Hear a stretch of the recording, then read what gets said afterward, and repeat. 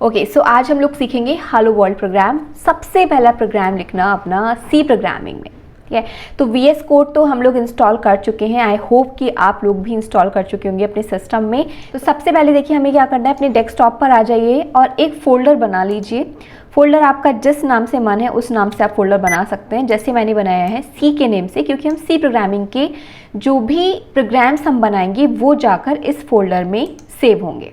इस पर कीजिए आप right click and open with code आप करेंगे तो ये VS कोड आपका ओपन हो जाएगा और ये वाला फोल्डर में ओपन हुआ है। देखिए यहाँ पर एक्सप्लोरर में अगर आप देखोगे तो सी फोल्डर यहाँ पर ओपन हो गया है, बट क्योंकि इस फोल्डर में अभी कुछ भी नहीं है तो इसलिए ये ब्लैंक आ रहा है। तो यहाँ पर अब जितनी भी फाइल्स हैं, जो भी हम बनाएंगे, जो भी प्रोग्रामिंग करेंगे, इसी वाले सी फोल्डर में हम लोग करेंगे। तो यहाँ पर देखिए अगर आप इस वाले आइकॉन पे कर्सर लेकर आते हैं तो यहाँ पर लिखा आ रहा है न्यू फाइल, तो जस्ट क्लिक ऑन दिस और यहाँ पर अब हम देंगे फाइल का नाम। तो हम लोग सबसे पहले बना रहे हैं हेलो वर्ल्ड प्रोग्राम हम लोग बना रहे हैं क्योंकि, तो हम लिखेंगे hello_world.c। तो ये देखिए आपके पास विंडो ओपन होकर आ गई है। अब इसमें हम लोग लिखेंगे अपना प्रोग्राम हेलो वर्ल्ड, ठीक।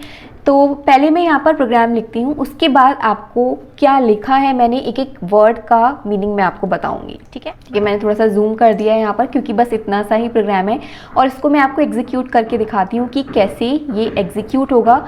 एग्जीक्यूट करने के लिए आपको क्या करना है, सबसे पहले वो भी चीज़ मैं आपको बता देती हूँ। देखिए तो एग्जीक्यूट करने के लिए आपको एक एक्सटेंशन इंस्टॉल करना होगा। तो आप एक्सटेंशन पर जाएंगे और यहाँ पर लिखेंगे कोड रनर सर्च बार में, और यहाँ पर सबसे पहले आपके पास ऑप्शन आ गया है कोड रनर के नेम से। जस्ट क्लिक ऑन दिस और यहाँ पर आप इंस्टॉल का ऑप्शन प्रेस करेंगे और ये आपका इंस्टॉल हो गया है। अब देखिए हम फिर से अपने प्रोग्राम पर आ जाते हैं, एक्सप्लोरर पर आ जाते हैं। तो अब हमें इसे एग्जीक्यूट करने के लिए क्या करना है, यहाँ पर देखिए एक साइन बनकर आ रहा है डिबग का, इसको आप एक्सपैंड कीजिए और यहाँ पर आपके पास ऑप्शन आ रहा है run code. Just click on this. तो देखिए यहाँ पर आपके पास hello world as an output आ गया है। तो आई होप कि आपको ये समझ में आया होगा कि कैसे आपको एग्जीक्यूट करना है। अब इसका हम मीनिंग समझते हैं one by one, her line का क्या मीनिंग है। इसके नोट्स आप हैंड टू हैंड बनाते चलेंगे क्योंकि इट इज़ वेरी इंपॉर्टेंट। ये आपसे एग्ज़ाम्स में आपके और इंटरव्यूज़ में भी पूछा जा सकता है। तो यहाँ पर हमने लिखा है सबसे पहले stdio.h। सबसे पहले तो ये क्या है, हमारे पास एक हेडर फाइल है। हेडर फाइल, इसकी फुल फॉर्म क्या है, इसकी फुल फॉर्म है स्टैंडर्ड इनपुट आउटपुट फाइल। यानी कि आप अपने प्रोग्राम में जितने भी इनपुट या आउटपुट फंक्शंस का, इनबिल्ट फंक्शंस का यूज़ करेंगे, वो सब डेफिनेशन कहाँ से उठाएंगे उन फंक्शंस की, इस हेडर फाइल से उठाएंगे। जैसे कि हमने इस प्रोग्राम में एक फंक्शन यूज़ किया है, that is printf function. printf function का यूज़ होता है कि आप printf फंक्शन के बाद ब्रैकेट में विद इन डबल कोट्स जो भी लिखते हैं वो आपके पास एज एन आउटपुट शो होता है, वो प्रिंट हो जाता है। printf फंक्शन का ये काम होता है। बट हमने इस फंक्शन की कहीं पर भी डेफिनेशन नहीं लिखी है, हमने कहीं नहीं बताया कि printf फंक्शन क्या कर रहा है। तो फिर इसको कैसे पता चला कि भाई इसके अंदर ब्रैकेट में विद इन डबल कोट्स जो लिखा है उसको प्रिंट करना है, ये उसको कैसे पता चला। तो इसकी ये जो डेफिनेशन है वो इस ही लाइब्रेरी में लिखी हुई है। बेसिकली जो stdio.h है, ये जो हमारे पास हेडर फाइल है, इस तरह से हमारे पास और भी बहुत सारी फाइल्स होती हैं। जैसे कि एक होती है हमारे पास math.h फाइल। तो इनके अंदर बहुत सारे इनबिल्ट फंक्शंस होते हैं जिनका हम यूज़ कर सकते हैं डायरेक्टली, बट हमें इसका यूज़ करना होता है। इस हेडर फाइल को हमें अपने प्रोग्राम में यूज़ करना पड़ेगा। अगर आप printf फंक्शन का यूज़ कर रहे हो अपने प्रोग्राम में तो you will have to write this line in your program. ऐसे ही math.h की अगर आप किसी फंक्शन का sqrt का यूज़ करते हो अगर, तो आपको उस वाली जो फाइल है, ये वाली जो फाइल है, इसको अपने प्रोग्राम में लिखना पड़ेगा, ठीक है। तो आई होप कि आपको ये समझ में आ गया हो कि stdio.h हमने क्यों यूज़ किया है। .h basically is representing it's a header file, it's a you can say a method to write this. And ये जो हमने यहाँ पर लेस देन ग्रेटर देन के साइन लगाए हैं तो it is representing the header file that you are including in your program. यहाँ पर हमने लिखा है हैश इंक्लूड, इसको हम लोग बोलते हैं प्री प्रोसेसर डायरेक्टरी। इसका मीनिंग क्या है कि अगर आपने प्री प्रोसेसर डायरेक्टरी यानी कि हैश इंक्लूड का यूज़ किया है तो उसके आगे विद इन ये जो लेस देन ग्रेटर देन के साइन है उसके अंदर जो भी आपने लाइब्रेरी का नेम लिखा होगा इसको इंक्लूड करना है इस सी प्रोग्राम फाइल में। यानी कि एक और एग्जांपल देती हूँ, अगर आपने लिखा है हैश इंक्लूड math.h तो इसका मीनिंग क्या हुआ, इस प्री प्रोसेसर डायरेक्टरी ये आपको क्या रिप्रेजेंट करेगी, ये क्या इसका यूज़ होगा कि आपने अब इस हैश इंक्लूड के बाद जो डायरेक्टरी का यूज़ किया है, जो लाइब्रेरी का यूज़ किया है, उसके फंक्शंस का यूज़ किया जाएगा अब इस सी प्रोग्राम में फर्दर। अगर मान लीजिए आप सिर्फ इतना लिख देते थे math.h अगर आप लिख देते तो ये आपको दिखाएगा एरर। तो इसको आप लिख सकते हैं कि hash include is a pre processor directory math.h within greater than sign and less than size is a header file जो कंटेन करती है इनबिल्ट फंक्शंस को, जिसका आप डायरेक्टली यूज़ कर सकते हो अपने प्रोग्राम में। बट अगर आप उस फंक्शन का यूज़ कर रहे हैं इनबिल्ट फंक्शन का, तो you will have to include the particular directory in your program. जैसे कि हमने क्योंकि printf फंक्शन का यूज़ किया था अपने प्रोग्राम में यहाँ पर, तो हमें पता है कि printf फंक्शन की डेफिनेशन इस stdio.h हेडर फाइल में है, तो इसलिए हमने इसको यहाँ पर इंक्लूड किया है। एंड ये जो प्री प्रोसेसर डायरेक्टरी है इसका काम जस्ट क्या है कि ये बताना कंपाइलर को कि भाई मैं हैश इंक्लूड के आगे जो भी लिखूँगा उस डायरेक्टरी के फंक्शंस का यूज़ किया जाएगा मेरे प्रोग्राम में आगे। ठीक है, जस्ट इतना आपको ध्यान रखना है। नेक्स्ट, अब यहाँ पर मैंने आपको ये बता दिया है कि printf फंक्शन क्या बता रहा है, इट्स एन इनबिल्ट फंक्शन जिसकी डेफिनेशन stdio लाइब्रेरी में लिखी गई है, जिसका काम है कि उसके आगे ब्रैकेट में विद इन डबल कोट्स जो भी लिखा जाएगा दैट विल बी प्रिंटेड। अब देखिए, अगर मैं यहाँ पर विद इन डबल कोट्स के बाहर कुछ लिखती हूँ, जैसे कि मैंने लिखा आई और मैंने किया Ctrl+S, सेव किया प्रोग्राम को, उसके बाद रन कोड किया, तो ये देखिए हमारे पास यहाँ पर एरर आ रही है। ये देखिए शो कर रहा है कि एक्सपेक्टेड कोड्स, ठीक है, तो ये यहाँ पर एरर शो कर रहा है। इसी तरीके से मैं आपको दिखाती हूँ यहाँ पर, अगर मैं यहाँ से हैश इंक्लूड हटा देती हूँ, हम जस्ट अगर फाइल का नाम रखते हैं यहाँ पर और Ctrl+S मैंने किया, तो देखिए अब हमारे पास क्या आउटपुट आएगा। ये देखिए हमारे पास ये यहाँ पर एरर शो कर रहा है कि एक्सपेक्टेड आइडेंटिफायर बिफोर दिस, यानी कि हैश इंक्लूड इज एक्सपेक्टेड। ठीक, तो आई होप कि आपको ये समझ में आ गया होगा। ऐसे ही आप जो भी प्रोग्राम लिखेंगे, ठीक है, उनको आप लिखेंगे हमेशा विद इन कर्ली ब्रेसेस। आप कर्ली ब्रेसेस जहाँ से स्टार्ट हो रहे हैं दैट मीन्स कि एक ब्लॉक स्टार्ट हो रहा है, और जहाँ पर वो क्लोज होगा दैट मीन्स वो ब्लॉक एंड हो गया है।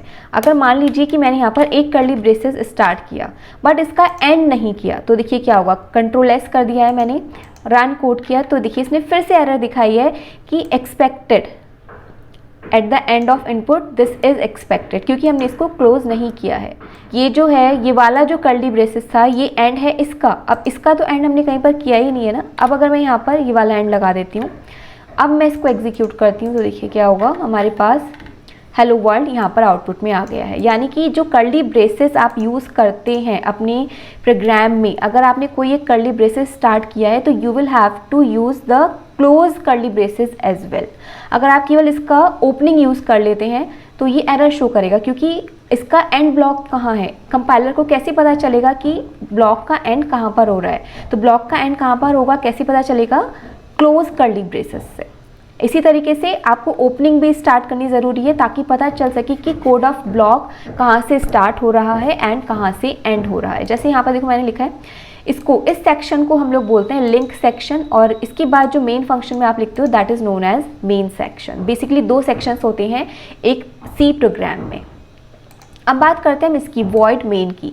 तो मेन फंक्शन भी अगेन एक आपका स्टैंडर्ड फंक्शन है। जब भी आप अपने प्रोग्राम को एग्जीक्यूट करते हैं तो सबसे पहले सर्च करता है कि भाई मेन फंक्शन कहाँ पर है, क्योंकि वो मेन फंक्शन से ही प्रोग्राम को एग्जीक्यूट करना स्टार्ट करता है। ठीक, और इसका नाम आप चेंज नहीं कर सकते। अगर मान लो मैंने इसका नाम कर दिया main1 कर देते हैं, चलो Ctrl+S किया, तो देखिए क्या होगा, हमारे पास रन कोड किया मैंने, तो यहाँ पर आपके पास एरर आ गई है, क्योंकि main1 नाम का कोई फंक्शन नहीं है। मेन फंक्शन का नेम है मेन, ठीक है, ये इनबिल्ट फंक्शन है, आप ऐसे समझ सकते हैं।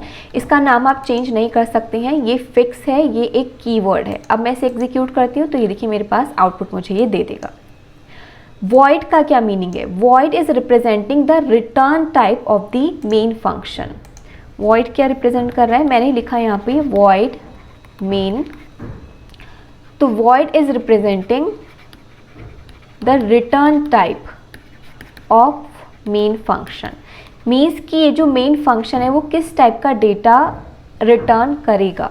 तो हमारे पास बहुत सारे टाइप के रिटर्न टाइप होते हैं, जैसे मेन इंट हो गया, फ्लोट हो गया, डबल हो गया, लॉन्ग हो गया। जितने भी टाइप के हमारे पास डेटा टाइप्स हैं उतने टाइप के हमारे पास रिटर्न टाइप हो सकते हैं। और ऐसे ही हमारे पास एक टाइप होता है वॉइड, दैट मीन्स कि ये जो मेन फंक्शन है वो किसी पर्टिकुलर टाइप का डेटा रिटर्न नहीं करेगा, वो वॉइड टाइप का डेटा रिटर्न करेगा। इसका मैं आपको एक एग्जाम्पल और दे देती हूँ। अगर आपने यहाँ पर यूज़ किया इंट का, ठीक है, तो यहाँ पर अब हमें कुछ ना कुछ रिटर्न करना पड़ेगा। मैं यहाँ पर कैसे रिटर्न करूँगी, रिटर्न लेट्स सपोज 0।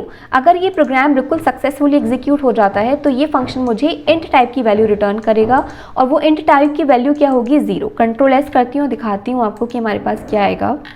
ये देखिए हेलो वर्ल्ड आया है, बट यहाँ पर एग्जिटेड विद कोड 0, जबकि आप ऊपर अगर देखो तो कोड कुछ और आ रहा था, 11 आ रहा था, 1 आया था, 11 था, 1 था, कुछ इस तरीके से हमारे पास कुछ और कोड्स आ रहे थे। बट अब क्योंकि हमने यहाँ पर मेंशन कर दिया है तो वही हमारे पास वैल्यू रिटर्न हुई है। 2 अगर मैं करती हूँ तो देखिए क्या आएगा हमारे पास।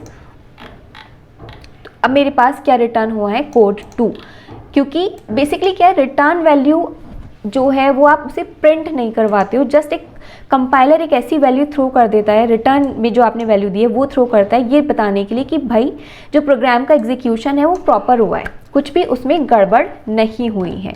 अगर कुछ गड़बड़ हुई होती, यहाँ पर कोई एरर आई होती तो 2 नहीं रिटर्न होता, कुछ और रिटर्न होता। जैसे कि मैं आपको दिखाती हूँ, अगर मैंने यहाँ पर कर दिया आई, अब ये प्रोग्राम गलत है ना, सिंटैक्टिकली ये प्रोग्राम गलत है। रन कोड किया तो देखिए अब क्या है हमारे पास, अब कोड 1 रिटर्न हुआ है, क्योंकि ये प्रोग्राम सक्सेसफुली एग्जीक्यूट नहीं हुआ है।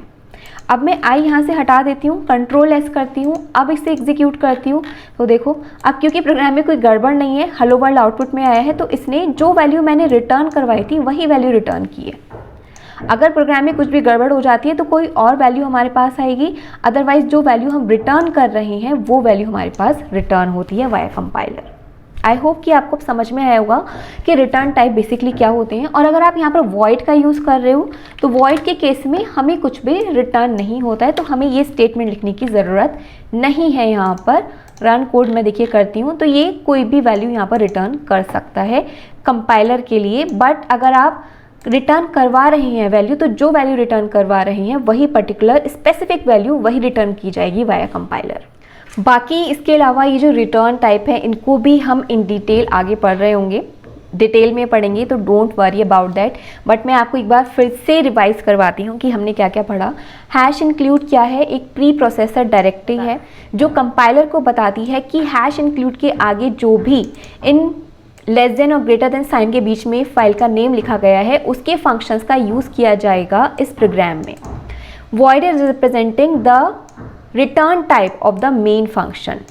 मेन क्या है हमारे पास, मेन फंक्शन जो है पूरे प्रोग्राम का कंट्रोल अपने पास रखता है, क्योंकि जो प्रोग्राम का एग्जीक्यूशन है वो हमेशा मेन फंक्शन से स्टार्ट होता है। आप अपने प्रोग्राम में चाहे कितने भी फंक्शंस लिख लो, बट जो कंपाइलर है वो हमेशा एग्जीक्यूशन मेन फंक्शन से ही स्टार्ट करेगा।